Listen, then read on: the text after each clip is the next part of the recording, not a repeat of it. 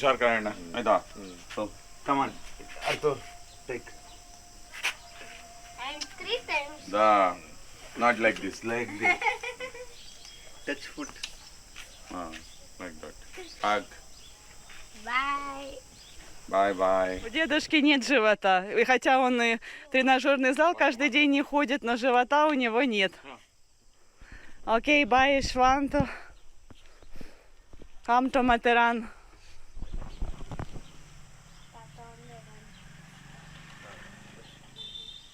Bye. Thank you.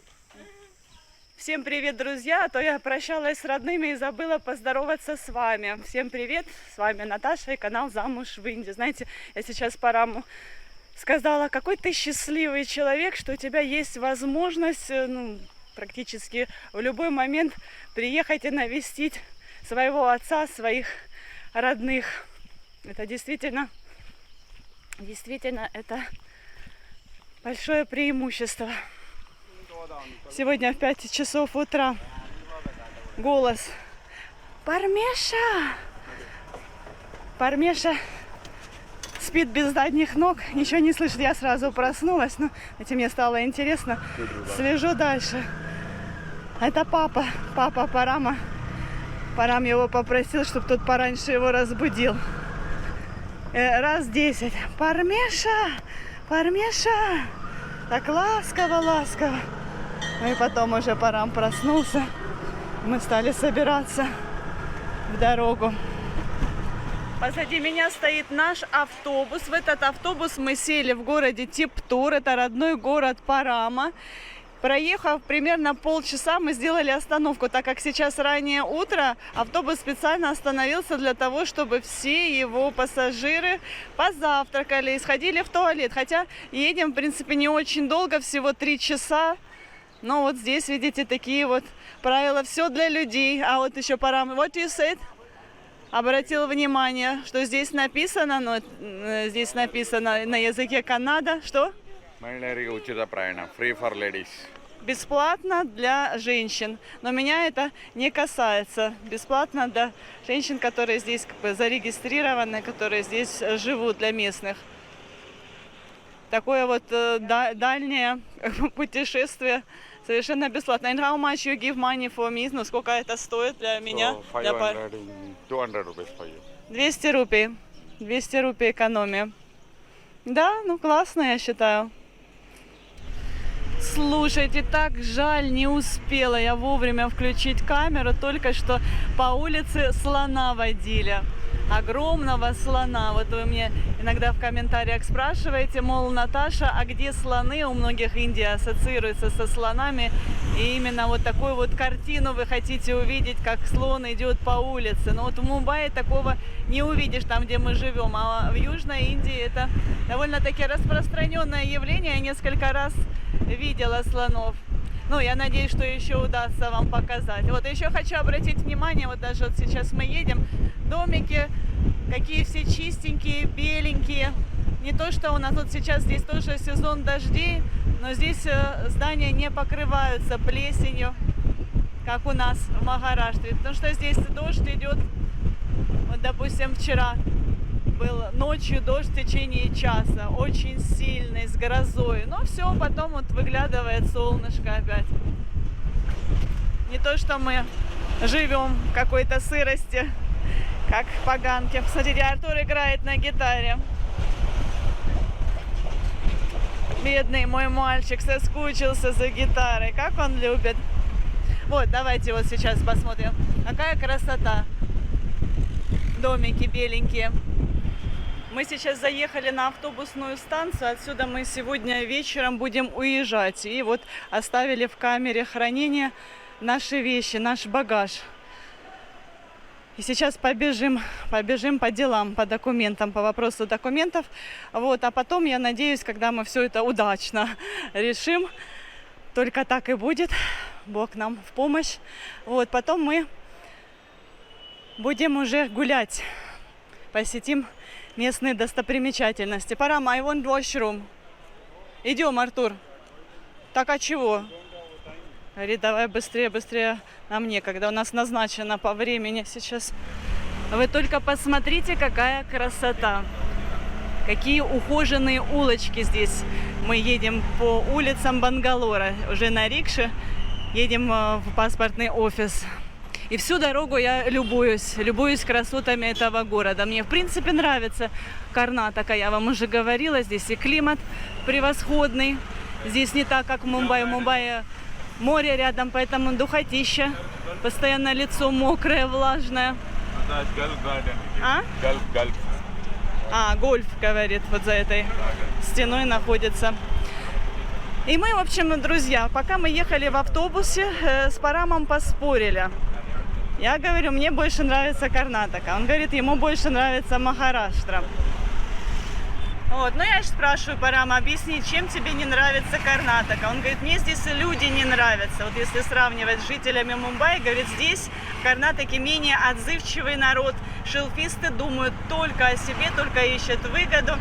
Ну и в этот момент, когда он это говорит, останавливается наш автобус. Напомню, мы обсуждали эту тему в автобусе. Останавливается, получается, посреди дороги, в городе, там большой трафик. И я такая, что случилось, почему? Выходит водитель, а оказывается, когда ехал автобус, получается, проходил котенок по дороге. Уже у меня аж мурашки по коже. И котенок оказался под автобусом, и водитель сразу же отреагировал, затормозил и вышел, достал этого котенка, чтобы случайно его не задавить. Ну, как, да? Где ж неотзывчивые, как раз таки очень отзывчивые люди, ну и в целом мне родственники все Парама нравятся, вся родня, ну почти, скажем так, почти вся. Люди, которые нам просто встречаются на пути, о них у меня всегда остается только хорошее впечатление. Пока ничего плохого сказать не могу. Ну, в общем, мне кажется, что Парам, видимо, имел какой-то свой личный опыт в юности. Или просто преувеличивает. Артур, не знаю, надо разобраться. Может быть, действительно кто-то его как-то чем-то обидел, и поэтому вот у него сложилось так. У меня, в принципе, вообще по жизни в любом городе, даже в разных странах встречаются только хорошие люди в основном. Нет у меня такого города, да, или места, где я бы сказала, что ой, здесь ужасные люди, я не хочу здесь вообще находиться. Поэтому вот у меня, видите, другие критерии. Климат, погода, ну там какие-то перспективы на будущее. А люди везде хорошие, на мой взгляд. Что? Оказалось, что у нас целый час времени свободного, и мы решили пройтись, поискать место, где можно перекусить. И совершенно случайно наткнулись на это кафе. Здесь подается кухня Кералы, штат Керала. Are you like, Парам? Before you eat? Я говорю, раньше ты ел Керала, да? Before I eat in Mumbai. В Мумбаи, говорит, в Мумбаи тоже есть рестораны керальские. Керальские, или как правильно сказать. Парам заказал себе тали. Сейчас я тоже попробую. У нас с Артуром вот курица, но у нас более, знаете, такое традиционное, все-таки, чтобы уже 100%, чтобы Артур поел нормально. Я не уверена, что он будет такие изыски есть. И это что, Парам, биряни? Биряни. Very special биряни, Парам. А рис, посмотрите, какой. Brown rice, коричневый рис. Очень полезный. This is good rice for you. Парам все это возмущается, когда я готовлю рис, говорит, вот ты больше сабджи готовь, потому что от риса у меня живот растет. А вот это вот как раз такой рис, от которого живот, по идее, не должен расти.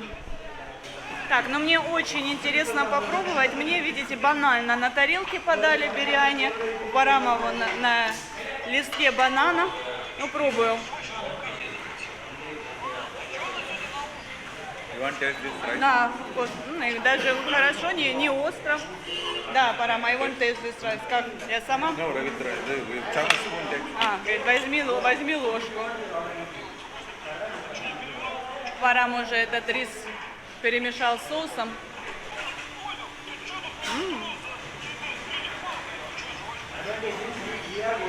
Вкусно, да? Ну да, неплохо. Вкусно, да?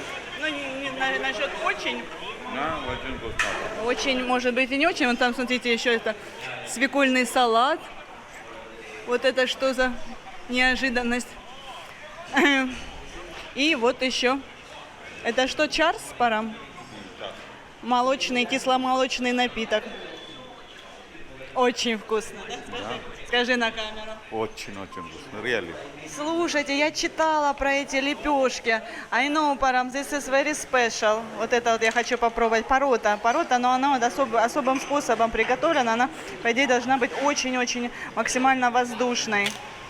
And biryani taste really. Ну да. Biryani very tasty. This is very tasty sauce. This is coconut sauce, кокоса. Я знаю, что в Керале используют кокос во все блюда. Before it's not like that. Ну как, Артур? Осталось твой вердикт вынести. Артур. Сынок. Ты посмотри. Ты посмотри, а? Ушел. Ну, спасибо. Все, давайте. Всем приятного аппетита. Ну что, друзья, понравилась мне еда. Порции большие, даже не смогли все доесть. И вот я сейчас обращаю ваше внимание на то, что абсолютно все столики в этом заведении заняты. И еще, что самое интересное, одни мужчины. Одни молодые мужчины. Ну как, в основном молодые. И Парам говорит, что это в основном приезжие из штата Керала. Что, Парам, тебя можно поздравить? Congratulations. Мы сидели, ждали на улице с Артуром, наверное, час, пока Парам решит все свои дела. Так, а сейчас мы приехали в очень красивый парк. Я вам все скоро покажу и расскажу. А для начала, Парам, расскажи нашим зрителям, мы все проблемы с документами решили? All documents problem decide, или не все? All not decide, but okay. Вот. Загранпаспорт скоро Парам получит. И полетим на Мальдивы. Да. У Парама закончилось действие загранпаспорта, и он сейчас как бы обделает новый. Ну, я пошутила, конечно, насчет Мальдив, но все равно паспорт очень нужен. Вот. Ну а сейчас мы находимся в парке, который называется Ламбак ботанический сад. Вот. Это не просто парк, это ботанический сад. Много здесь цветов.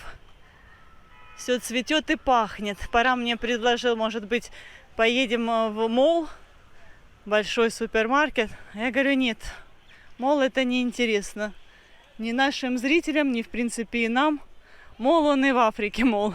Хочется увидеть действительно красоты этого замечательного города Бангалор. Я уже поняла, что территория здесь огромная. Я не уверена, что мы даже сможем всю ее обойти. С 1760 года стал существовать этот парк, этот сад. И здесь представлено почти 2000 видов растений. Причем растения из разных стран, из Турции, из Афганистана, из Ирана. Очень-очень много. Но пока я что-то не пойму, где эти растения. Парам, you must ask somebody. Надо кого-то спросить. Еще я читала, что здесь дерево должно быть очень древнее, там, которому where is that tree? I read in internet. Сейчас увидим. Дерево, которому более 2 миллионов лет. Как-то даже не верится в это. Что? What do you notice this garden? Photo. Not photo. You are clean, not very dirty. This garden. You think very clean? Other gardens, people throw it plastic, this, that. Ну, а это что? Maybe А это что, а? They clean. Ну, Otherwise, how much? я бы не сказала, что здесь прям идеальная чистота. В принципе, в любом парке в Индии более или менее чисто. Ну вот, видите, не идеально. Цветущие кусты, деревья с огромными кронами. Приятно прогуляться по этим улочкам. Не жарко. Деревья защищают от солнца. Интересно поразглядывать людей. Все здоровы. Та уже ж поздоровался. Hi. How are you? What are you doing? I'm making video. Oh, super. This is our Какой приставучий парень. Сейчас Парам, посмотрите, уже насупился. О, посмотрите, уже говорит, мол, что ты хотел, что ты прицепился. не понравилось ему. Получается, я отстала, я снимала видео, смотрите на недовольное лицо Парама. Нет, что это он сумасшедший, просто он не смог, Like this. он не смог пройти мимо симпатичной девушки. Я так подумала, а Парам говорит, нет, он сумасшедший. Не, но на самом деле я таких, конечно, не люблю, приставучих, беспардонных мужчин, очень неприятно. Так, ну что, я по поводу Парама же не закончила, давайте продолжим эту тему. Я же от него так просто не отстала, хорошо, я поняла, он сказал, что здесь люди не отзывчивые, как он считает в этом штате, но откуда ж ты знал, какие будут люди в Мумбаи, почему ты решил преодолеть такое дальнее расстояние и уехать в штат, язык которого ты, собственно, Парам не знал, хинди. Я уже вам в предыдущих видео говорила, что жители Южной Индии хинди как бы не очень так, поскольку у кого нет практики, они не знают этот язык. Вот, ну я говорю, зачем же ты поехал в Мумбаи? Ну и сначала мне Парам сказал, ну там так красиво, я знал, что там море возле, он какую-то чушь стал молоть. Я ж дальше давай допытываться. Ну он объяснил, что как бы он не захотел продолжать учебу, и в то же время ему хотелось уже работать, зарабатывать деньги, но и понимая все свои возможности, он решил, что зарабатывать он сможет только таким вот образом, работая официантом. Я говорю, ну а почему же ты не устроился работать официантом вот здесь, в большом городе Бангалоре, ну много в Карнатаке больших городов, уже все как бы язык знаешь, намного легче. Он говорит, ну это как бы непрестижная работа, но в то же время, в принципе, заработок неплохой. Но здесь все друг друга по-любому, да, вот много родственников, которые живут в Бангалоре, и эта информация бы 100% бы распространилась бы среди абсолютно всех родственников. А так он, получается, уехал. Причем, кстати, он тогда уехал вместе со своим другом, который жил и сейчас тоже живет по соседству. Друг очень из благополучной семьи, ну просто, как знаете, авантюрист. Другу просто захотелось куда-то уехать, ну я так поняла, что тоже к учебе особого рвения у него не было. И так они вместе поехали, ну друг через месяц примерно вернулся обратно к своим родителям. Ему не понравилась такая вот самостоятельная жизнь. А Парам втянулся со временем, выучил язык, абсолютно, я же говорю, незнакомый для него, и смог устроиться, ну да, официантом, но в то же время как бы зарабатывал он неплохо, имел возможность отправлять своим родственникам. Родственникам он рассказывал, что работает где-то в офисе какой-то компании, но никто особо как бы докапываться не стал, особенно из таких вот простых как бы фермеров, знаете, они, скорее всего, думают, что в современном мире, в большом городе столько там разных профессий, которых они, может быть, даже и не знают. И, в общем, работает, деньги присылает, и хорошо. Но никому, кроме своего среднего брата, он не рассказывал, что на самом деле он работает официантом.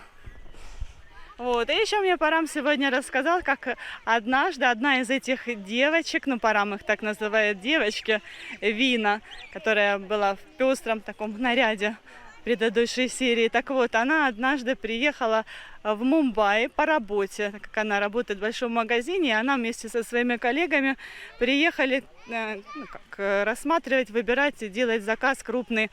Сари, там какие-то другие женские наряды. Ну, в общем, раз она уже оказалась в Мумбаи, она знает, что там работает Парам, и созвонились и встретились. И, в общем, я говорю, ну и что, и Парам, что ты ей тогда сказал, где ты работаешь? Он сказал, что в компании. Ну, а кем, да, в компании можно работать. Но здесь вот я, кстати, давно обратила внимание, здесь, когда вот ты спрашиваешь у кого-то, кем ты работаешь, чем ты занимаешься, и вот часто вот так вот отвечают там, в офисе или где-то, ну, если человек не хочет подробно рассказать, значит, он не хочет, и никто дальше вопросы не задает. И, как правило, у кого, ну, действительно какая-то там уважаемая должность, те люди об этом сразу же расскажут, даже возможно, до того, как ты спросишь. Ну, и это вот получается его, как Парам говорит, потенциальная невеста, сестра двоюродная, которая могла бы стать его женой, удовлетворилась таким вот ответом. Ну, Парам говорит, я нарядился получше. Я, говорит, у меня даже тогда не было телефона хорошего. Он попросил у друга телефон, чтобы солиднее выглядеть. Ну и как он думает, она не просекла. Так что, мои дорогие зрители, теперь вы знаете, что мой муж начинал свою карьеру с нуля в абсолютно незнакомом новом городе, в новом штате, не зная языка, не имея абсолютно никакой поддержки там ни со стороны родственников, ни со стороны друзей. И я считаю, что он действительно молодец, заслуживает уважения, многого добился. Начал простым официантом, и в итоге вот сейчас у него бизнес. Ну да, вы пишете иногда в комментариях, как бы подкалываете, великий бизнес. Ну, конечно, он не великий бизнесмен, но тем не менее зарабатывает неплохо. Мы живем не бедно, хорошо питаемся, путешествуем, еще и помогаем другим людям. Да, Парам? Что ест, да? What? Он даже не подозревает, о чем я сейчас вам рассказываю. Кстати, сынок, в этом парке мы с папой были. Ты слышишь меня? А тебя на тот момент еще не было. So we went without Олег. No, without Oleg. Without Олег, без Олега. No, without Oleg you went. Без Олега мы здесь были, да. И вот Show your photos. и Парам еще постарается показать, найти фотографию. You are I'm not remember, я не помню, у меня плохая память. like this, Nandi. I remember 10 years before. This is 10 years before. 10 лет назад. 10 лет назад, Артур, мы были здесь, в этом парке. Тогда тебя еще не было. Тебя еще не было тогда. То without Олег. No, without Oleg. А, говорит, я сверху смотрел. В прошлой жизни, так сказать, I have был. photo. Ну, найди, you must found. И вот, видите, вот этот вот бычок Нанди. Ну, вот этот, я помню, что мы были в этом парке. Я помню вот этот вот стеклянный дом. Но вот этого вот бычка и то, что я загадывала желание, это я не помню. А вот видите, а Параму это именно, ну, как-то его впечатлило. Мы тогда еще, получается, не были женаты. И, значит, что? И я, говорит, Парам, ну, он сказал, что бычку Нанди можно загадывать желание на ушко. И я, говорит, тогда загадала, чтобы мой брат женился. Он на тот момент еще был не женат. Да, и сбылось. Ага. Your prayer for Oleg. And about Kerala, я тоже сегодня вспомнила. Wait, да. That time. So in Kerala, you know what about Артур? Артур, ты знаешь, что в Керале ты уже в принципе был? Я знаю. Откуда ты знаешь? В животе. Ну да. Ну, я точно знаю, я уверена в этом на 100%. Все, я начинаю сейчас все вспоминать. Так что, Артур, можно сказать, что ты был в Керале. Мы, кстати, там классно провели время, катались на боутхаус, это как дом на воде. This garden. Ой, какая я худенькая была, how I slim. Even I not remember this. Посмотрите, посмотри, какая This is мама this была. garden photo only. Какая молодая. Парам not change, Парам не извинился. А я вот, ну, как бы разбобела. This garden photo only. Ну, давай еще с того, с нашего, как романтического путешествия. Honeymoon. Или как это можно назвать. This is my brother house. This is temple. After we went Kerala. Да, ну, не очень хорошо This is видно. Kerala. Вот тут в Керале мы. Houseboating. Мгм. See this garden. Мгм. This is Этот this парк. garden only. That entrance. You remember? Maybe you. This photo also. Видите, Парам все это хранит у себя в телефоне. Maybe Ладно, окей, я потом лучше эти фотографии вставлю, пусть Парам мне пришлет, потому что очень плохо так видно.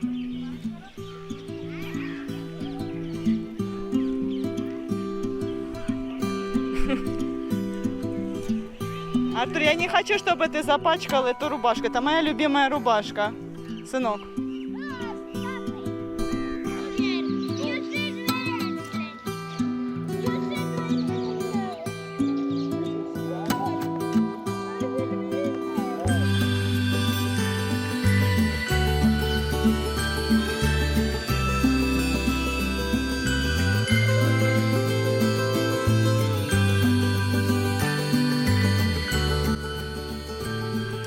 Нашли дерево, вот оно перед вами. Значит, оказывается, это ископаемое дерево, и предполагается, что ему около 20 миллионов лет. Как-то сложно в это поверить. Вот сейчас я вам покажу вывеску, вот можете, кому интересно, почитать. Ну, в общем, я уже сказала, что ископаемое дерево, которому более 20 миллионов лет.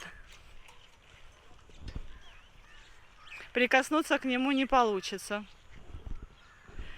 Слушайте, дерево, которому более 20 миллионов лет, конечно, звучит громко, но совсем оно меня не впечатлило. А вот это вот, посмотрите, какая красота. Посмотрите, какая красота. Я сейчас ближе подойду. Там тоже написано, по-моему, 125 лет. Сейчас мы уточним. Но оно очень красивое. Я попросила Артура, чтобы он встал посередине, чтобы вы увидели соотношение. Ствол дерева, и вот Артурчик стоит, как тростиночка, как соломинка тоненькая. Боже. Говорит, 200 лет дереву. Ну, 200 лет это, как бы, может быть, и не очень много. Дубы тоже долголетние встречались в моей жизни мне. Но вот само дерево, оно невероятно красивое. Это просто как будто бы слон, я не знаю, как будто бы какое-то животное. И оно совсем не старым выглядит. Листья все веточки. Я не вижу даже ни одного сухого сучка. Давайте я тоже сейчас постараюсь немножечко хотя бы перевести для вас, что это за дерево. See, they write all in English also. White silk cotton. Итак, значит, дерево называется капустное дерево, белый шелковый хлопок. Растет в Индии и в Китае.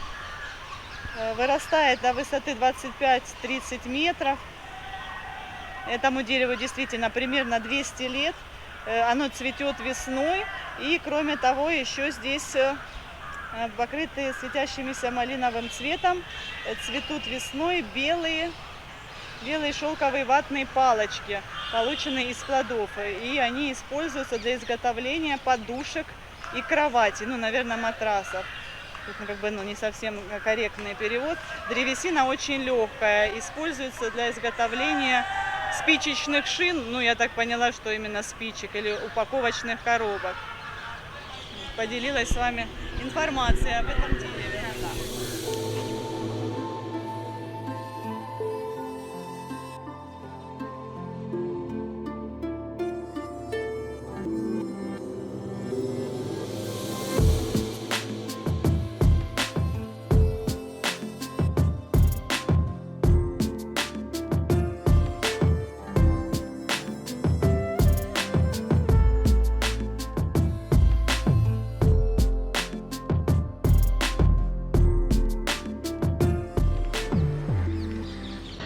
Всем пока!